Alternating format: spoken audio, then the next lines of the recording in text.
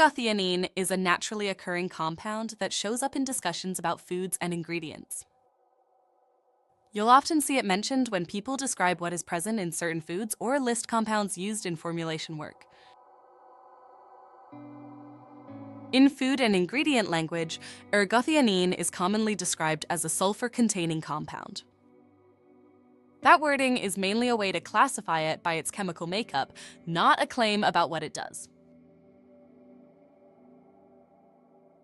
So when you hear sulfur-containing in this context, think of it as a category label used to describe the compound clearly and consistently.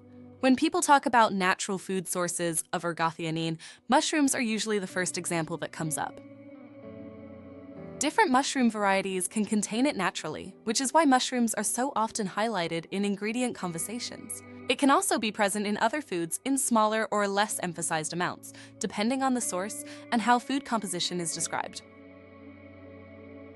For a general audience, the simplest takeaway is that ergothioneine is food-derived, and mushrooms are one of the most commonly cited sources. Beyond natural food sources, ergothioneine may also be isolated from source materials for ingredient use.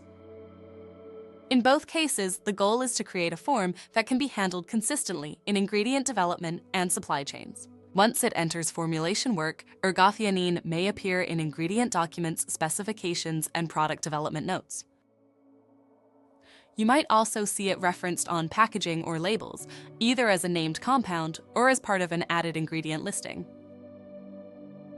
That is why the same term can show up in food composition references, manufacturing records, and finished product labeling. So, in simple terms, ergothioneine is a naturally occurring sulfur-containing compound, often associated with foods like mushrooms. It appears in food composition, ingredient manufacturing, and product labeling because it can be found isolated or produced for use in formulations.